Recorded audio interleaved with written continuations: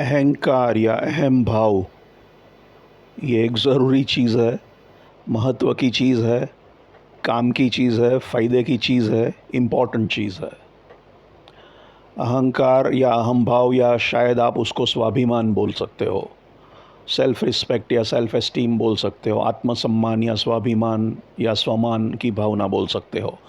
अब स्वमान, स्वाभिमान, self respect और सेल्फ़ एस्टीम और ईगो में क्या फ़र्क है, वो सब मेज़रमेंट करना, ये सब करना मुश्किल है। बट मैं ये बात पे बात करना चाहता हूँ कि ये चीज़ ज़रूरी है और एक्चुअली उसके बगैर ये नहीं होना इम्पॉसिबल है, क्योंकि हमारी रचना ही ऐसी नहीं हुई है। हम सब अलग अलग यूनिट्स हैं, हम सब को सेंस ऑफ सेल्फ है, मैं ऐसी भावना हम सब में है। कुदरत ने, प्रकृति ने हमको ऐसा ही बनाया है। हम सब में सेल्फ़ प्रिजर्वेशन का स्ट्रॉन्ग इंस्टिंक्ट है, अपने आप को बचाने का, स्व बचाव की इच्छा होती है। तो हम सब जानते हैं कि एक तो मैं कभी आपकी तरह नहीं सोच सकता। कभी कभी एम्पैथी, कभी कभी आपके आपके साथ सहानुभूति, एम्पैथी करके है, हो सकता है। कभी कभी मैं अपने आप को भूल सकता हूँ, कभी कभी लगता है मैं दुनिया का एक हिस्सा हूँ, लेकिन ज़्यादातर तो मैं मेरे में ही रहता हूँ।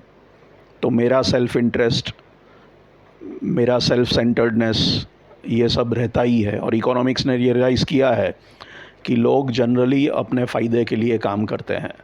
यही, इसी भावना पे पूरी इकोनॉमिक्स की दुनिया टिकी है।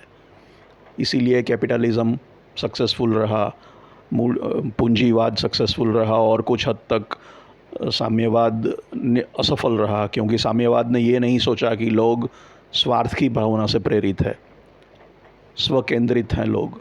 तो ये स्व केंद्रित होना, स्वार्थी होना, ये एक नेचुरल कैरेक्टरिस्टिक है जो हमारे अंदर है। तो इसको गाली देना या ये ख़राब है ये मानना, मेरे हिसाब से ये तो अननेचुरल है। एक तो ये पॉसिबल ही नहीं है, साइकोलॉजिकली या फिज़िकली शायद ये इम्पॉसिबल है कि हम हमेशा हमारे ईगो को भूल के रहें, या कि सिवा कि हम नशे में हो या सो रहे हो या मर गए हो। कभी कभी ऐसा हो सकता है कि मैं अपने आप को भूल सकता हूँ, खो सकता हूँ, किसी चीज़ के अंदर खो जाता हूँ या किसी आदमी के अंदर खो जाता हूँ, किसी के साथ इतना तादात्म्य मेरा बनता है, या मुझे लगता है मैं विश्व की कॉन्शियसनेस का हिस्सा हूँ। या लेकिन बाकी तो ह्यूमैनिटी, मनुष्य की जाति एक नदी का प्रवाह नहीं है। हम सब अलग अलग टुकड़े हैं, सेल्फ़ कॉन्शियसनेस के, सेल्फ़ अवेयरनेस के, चेतना के, अपने आप के बारे में चेतना, अपने आप के बारे में, अपनी हयाती के अस्तित्व के बारे में हमें हमेशा सेंस रहती है कि मैं हूँ, अभी मैं उठा, अभी मुझे दर्द हुआ। आपका दर्द मैं महसूस नहीं कर सकता, मेरा दर्द आप महसूस नहीं कर सकते। 2 मिनट तक मैं शेयर कर सकता हूँ आपका दर्द, लेकिन मैं मेरे अंदर ही रह सकता हूँ। ये बाकी इम्पॉसिबल है। तो ईगो को नकारना इम्पॉसिबल है। और मेरे हिसाब से फ्रॉइड, जिन्होंने ईड ईगो, सुपर ईगो पे काफ़ी साइकोलॉजिस्ट ने काम किया था, वो भी शायद इससे सहमत होंगे। बहुत बड़े ईगो की, इन्फ्लेटेड ईगो की, गलत ईगो की मैं बात नहीं करता, जहाँ मुझे पता ही नहीं कि बहुत मेरा सर सर हवा से भर गया है, उस टाइप की ईगो की बात नहीं कर रहा। मैं एक हेल्दी डोज की बात कर रहा हूँ। और हेल्दी ईगो ज़रूरी है, फ़ायदेमंद है। कैसे? सिंपल सी बात है, जिसमें ईगो है उसमें सेंसिटिविटी होना भी प्रोबेबल है। वो व्यक्ति अपने काम के को लेकर सेंसिटिव रहेगा। वो, उसको पहले तो अपने बारे में अच्छे ख्याल हैं कि मैं अच्छा हूँ, तो उसको कोई क्रिटिसाइज़ करे, उसकी निंदा करे, उसको पसंद नहीं आएगा, क्योंकि उसको अपने बारे में अच्छे ख्याल हैं और वो चाहता है कि दुनिया भी उसके बारे में अच्छे ख्याल रखे। तो जब उसके परफॉर्मेंस की आलोचना की जाती है तब उसको बुरा लगता है, उसे अच्छा नहीं लगता, उसे हर्ट होता है। उसकी चमड़ी मोटी नहीं है, वो सेंसिटिव है। तो वो क्या कोशिश करेगा, ऐसा काम करें कि जिससे इसकी निंदा ही ना हो, या निंदा हुई तो प्रूव करे कि वो निंदा के लायक नहीं है, तो अगली बार अच्छा काम करे। वो दिखा देगा कि वो मेरी निंदा गलत है, तो उसके अंदर वो भावना रहेगी, कोई मेरी निंदा करे ही नहीं। उसको अपने आप से उम्मीदें हैं और दुनिया कहती है हमें आपसे ये उम्मीद नहीं थी, तब बुरा लगता है।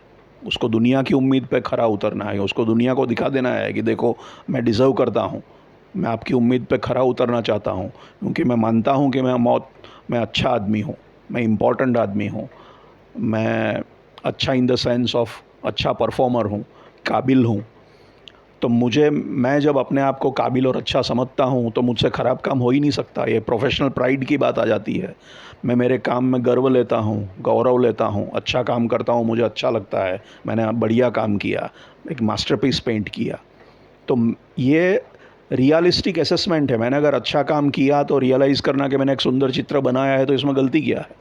मैंने एक मास्टरपीस बनाया है, बहुत बढ़िया काम किया है, तो मुझे क्यों ऐसा लगना चाहिए कि मैंने घटिया काम किया है।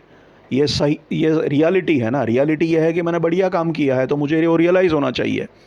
तो सही सेंस ऑफ सेल्फ वर्थ, अपनी सही कीमत, अपने काम की सही कीमत पहचान पाने के लिए ईगो ज़रूरी है। और उससे आनंद मिलता है, उससे खुशी मिलती है, उसकी लोग तारीफ़ करते हैं तो आनंद होता है। और ये मिलता रहे इसलिए हम हमेशा अच्छा काम, ज़्यादा अच्छा काम करने की कोशिश करते हैं। बुरा काम होते हैं तो हम हमसे निराश होते हैं, और जब इससे निराश होते हैं तो और निराशा होती है। तो हम खुद को और औरों को निराश करना नहीं चाहते। तो हमारी चमड़ी मोटी नहीं हो सकती ईगो वाले बंदे की। वो सेंसिटिव रहता है क्रिटिसिज्म के प्रति, उसको क्रिटिसिज्म अच्छा नहीं लगता, कोई आलोचना करे वो चाहिए ही नहीं। तो ऐसा काम करने की कोशिश करेगा कि उसकी आलोचना आप नहीं कर सकते, या आलोचना करोगे तो वो आपको प्रूव करेगा कि देखो अगली बार बढ़िया किया, तो आप मानोगे कि नहीं ये सही है। तो उसको आपसे वो चाहिए, उसके ईगो को बूस्ट देने के लिए बूस्टर चाहिए, और अपने ईगो को बूस्ट करने के लिए चाहिए। तो एक बार आलोचना हुई तो वो प्रूव करने की कोशिश करता रहेगा कि वो उसकी आलोचना ठीक नहीं है। तो वो हमेशा अपने परफॉर्मेंस के प्रति, काम के प्रति, अपने एक्शंस के प्रति, बिहेवियर के प्रति सभान रहेगा। और सभान रहने की वजह से उसके काम में क्वालिटी दिखेगी, गुणवत्ता दिखेगी, और गुणवत्ता बढ़ाने की, इम्प्रूव करने की कोशिश करेगा, क्योंकि उसमें सेंसिटिविटी है, उसके अंदर हाई रिगार्ड है। तो उसको चाहिए कि लोग भी उसको हाई रिगार्ड दे, और वो तो बड़ी घटिया काम से होने वाला नहीं है। और ख़ुद रियलाइज़ करता है जब वो घटिया काम करता है, बिकॉज उसको खुद से भी उम्मीदें होती है। तो इसके कारण अच्छा परफॉर्म करते हैं हाई ईगो वाले लोग। मोटी चमड़ी वाले को कोई पड़ी नहीं है, कोई कुछ भी बोले असर नहीं होता उसको। तो एक तो ये है। दूसरा, अच्छा स्ट्रॉन्ग ईगो है तो वो पर्सन सेटबैक में से जल्दी उभरेगा, क्योंकि वो जिसका सेल्फ एस्टीम लो है उसको एक सेटबैक आया, फटका पड़ा, तो वो नीचे रहेगा और ऊपर नहीं आ पाएगा। ये बंदा तो सहन नहीं कर पाएगा, बिकॉज उसकी ईगो उसको अलाउ नहीं करेगी। मैं अच्छा हूँ, मैं इम्पॉर्टेंट हूँ, मैं बना ही हूँ अच्छा, बड़ा, इम्पॉर्टेंट, सक्सेसफुल बनने के लिए, तो मैं हार कैसे परमानेंटली स्वीकार कर लूँ। तो वो रेजिलियंस आएगी, स्प्रिंग करने की इच्छा होगी, तो वो खड़ा हो पाएगा। जिसका ईगो कमज़ोर है वो टूट जाएगा, वो मार खाने के बाद खड़ा नहीं हो पाएगा। तो जब हार होती है, एम्बेरसमेंट होती है, इंसल्ट मिलती है, डिफीट मिलती है, सेटबैक मिलता है, तो लो सेल्फ एस्टीम, लो ईगो वाला आदमी बिखर जाएगा। High self esteem, high self ego वाला आदमी अपने वो जानवर, अपने घाव को चाट के वापस लड़ाई करने की आता है, इसलिए वापस मैदान में उतरेगा और कोशिश करेगा, और यही आदमी आगे कुछ कर पाएगा। दूसरा, आपको लगता है कि आप यूज़लेस नहीं हो, आपको लगता है कि आप इम्पोर्टेंस हो, आपकी कीमत है, आपको आपकी सेल्फ वर्थ लगती है, आपको आप इम्पोर्टेंट लगते हो, तो आप में एम्बिशन होगी, महत्वाकांक्षा होगी, तो आप कुछ करोगे, कुछ करने की कोशिश करोगे। आपको लगता है आप कुछ परिवर्तन ला सकते हो, आप कुछ हासिल कर सकते हो, आप सफलता पा सकते हो, आप दुनिया में बदलाव ला सकते हो। ये करोगे आप, क्योंकि आपको लगता है कि आप स्ट्रांग हो, इम्पोर्टेंट हो, पावरफुल हो, कैपेबल हो। बाकी जिसका लो ईगो, इसको लगेगा वर्थलेस हूँ मैं, मेरा कोई कीमत नहीं, मैं फालतू हूँ। तो फालतू आदमी को पड़ी ही नहीं है, या वो लगता ही नहीं वो कैपेबल है, तो वो उसमें एम्बिशन ही नहीं होगी, ना वो कुछ करेगा, ना उसको लगेगा कि वो कुछ कर पाएगा। जबकि जिस आदमी को अपनी सेल्फ वर्थ के लिए बड़ा ख्याल है, वो एम्बिशियस होगा, उसको लगेगा कि मैं इम्पॉर्टेंट हूँ, तो अपनी इम्पोर्टेंस की सेंस को जस्टिफाई करने के लिए प्रयत्न करेगा, कोशिश करेगा, सफल होने की कोशिश करेगा। वो सफल होगा भी शायद, उससे उसको, दुनिया को, आसपास के लोगों को फ़ायदा होगा। उसमें इंटरनल लोकस ऑफ कंट्रोल होगा जो कहते हैं। उसको लगता है कि वो अपनी डेस्टिनी को शेप कर सकता है, उसमें उतनी पावर है। ऐसा नहीं कि वो संजोगों का गुलाम है, उसके हाथ में कुछ भी नहीं है, बस वो तो एक पपेट की तरह, एक कठपुतली की तरह कुदरत का, प्रकृति का, संजोगों का शिकार है, उसके हाथ में कुछ नहीं है। वो एक्सटर्नल लोकस ऑफ कंट्रोल है। इंटरनल लोकस ऑफ कंट्रोल वाला बंदा समझता है कि उसके हाथ में कुछ है, वो कुछ कर सकता है, वो अपनी डेस्टिनी को शेप दे सकता है, अंजाम दे सकता है। तो हाई ईगो और high sense of internal locus of control होना शायद साथ में जाएगा। तो वो आदमी, क्योंकि वो समझता है कि वो कुछ कर पाएगा, वो करने की कोशिश करेगा और उसमें हो सकता है उसको कामयाबी मिलेगी, तो वो कामयाबी से सबको फ़ायदा है, उसको और बाकी सबको भी। तो ये ईगो की महत्ता दर्शाते हैं, ईगो का यूज़फुलनेस, ईगो का इम्पोर्टेंस, ईगो की ज़रूरत दिखाते हैं।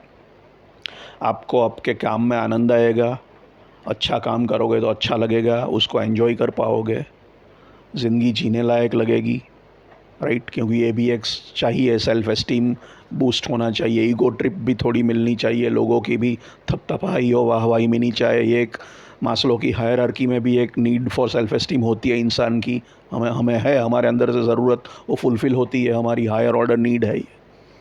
तो ये सब चीज़ें अच्छी है, उसमें बुराई कुछ नहीं है। इन्फ्लेटेड ईगो होना, ज़रूरत से ज़्यादा वो होना, वो नहीं। सोक्रेटिस ने कहा था कि मुझे इतना ज्ञान है कि मैं कितना अज्ञानी हूँ। उस तरह जिसका सही ईगो है, रियलिस्टिक है, वो रियलिस्टिक होना चाहिए कि मैं अच्छा हूँ क्योंकि मेरे में ये अच्छाइयाँ हैं, लेकिन साथ में मुझे ये भी पता है कि ये गुण मेरे में नहीं है। इसकी बात कर रहा हूँ। जेन्युइन ईगो आपको जेन्युइन सेल्फ वर्थ की ओर ले जाएगा। आप आपकी अच्छी चीज़ों के लिए आपकी पीठ थपथपाओगे और लोगों से अपेक्षा रखोगे कि वो आपकी पीठ थपथपाए, और जिस चीज़ में आपको क्रेडिट नहीं चाहिए उसको वो आपको लोगों की भी नहीं, और आपको वो सेंस नहीं होगा कि मैं सब करता हूँ, मैं भगवान हूँ, मैं ऑल पावरफुल हूँ। तो आपको सही ईगो जो है वो आपको वेनिटी से, इन्फ्लेटेड से बचाएगा। तो ये मैं सही बैलेंस और प्रपोर्शन की बात कर रहा हूँ। बहुत ज़्यादा ईगो जिसमें आपको लगे कि आप ही सबके करता हरता हो, वो गलत बात है, वो गलत है, वो शायद रियलिस्टिक नहीं है। मैं रियलिस्टिक ईगो की बात कर रहा हूँ। तो वो हेल्दी है, वो नेचुरल है, और वो ना होना इम्पॉसिबल है। इसलिए ये इसको हम गाली गलौच देने से, ख़राब ऐसा मानने से बेहतर है उसको रियलाइज़ करें। और इससे मोटिवेशन भी मिलता है, इंस्पिरेशन भी मिलता है अच्छा काम करने का।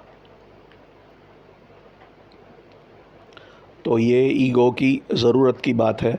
सिवाय कि आप अध्यात्म और धर्म और साधु सन्यासी की तरह और संतों की तरह बात करना चाहते हो तो वो अलग है। आप इकोनॉमिक्स की दुनिया, कर्म की दुनिया में, कामकाज की दुनिया में, प्रोफेशनल प्राइड, प्रोफेशनल दुनिया में रह के कुछ ज़िंदगी में, मटेरियल वर्ल्ड में कुछ हासिल करना चाहते हो, उस सेंस में बात कर रहा हूँ। बाकी फिर वो साधु सन्यासी की बातें करना है तो वो अलग मैटर हो गया। जैसे मैंने पहले कहा था कि गुस्सा भी ज़रूरी है, असंतोष भी ज़रूरी है, असंतोष से ही प्रगति होती है। गुस्से से भी, डिप्रेशन की जगह गुस्सा अच्छा है क्योंकि आदमी लड़ेगा और बाहर आएगा, गुस्से से एनर्जी मिलेगी लड़ने की, गुस्से से एनर्जाइज आप होंगे और होंगे। इसी तरह ईगो का भी इम्पोर्टेंस है, यूज़फुलनेस है, नीड है, उसको सही परिप्रेक्ष्य में देखना चाहिए। उसको गाली देना वो बेवकूफ़ी है, उसको उससे भागना वो मोर और लेस पॉसिबल नहीं है मेरे हिसाब से। तो वो परमानेंट लेवल पे पॉसिबल नहीं है। तो वो फिर उस फालतू चीज़ में क्यों पड़े हम, उसको हेल्दी तरह से लें और उसका फ़ायदा उठाएं कि ताकि हम हमारा और समाज का भला कर सकें। उससे अच्छा भी लगेगा, और वो अच्छा लगने में, अपने आप को अच्छा मानने में कोई बुराई नहीं है। अपनी सेल्फ वर्थ का सही अंदाज़ा होने में कोई बुराई नहीं है। वो भी आनंद का एक ज़रिया है और ज़िंदगी जीने जैसी लगेगी। काम भी अच्छा लगेगा, मज़ा भी आएगा, सक्सेस को भी एंजॉय कर पाओगे। क्रेडिट लेना है तो ले पाओगे, नहीं क्रेडिट लेना है तब नहीं लोगे आप। तो उसको उस तरह से देखना चाहिए, न कि ये सिर्फ़ आध्यात्मिक बातों के बहकावे में आके चला जाना चाहिए। वो अगर आध्यात्मिकता में जाना है, दुनिया को छोड़ना है, सन्यासी बनना है, साधु बनना है, वो सब बातों में जाना है, दूसरे डिमेंशन की, दूसरे परिमाणों की, तो वो मेरा विषय नहीं है, इसलिए मैं उस पर बात नहीं करूँगा, बहस भी नहीं करूँगा। हम normal professional world, business world, organization की दुनिया, कामकाज की दुनिया, कर्म की दुनिया की बात कर रहे हैं, नॉर्मल ह्यूमन बीइंग्स की बात कर रहे हैं।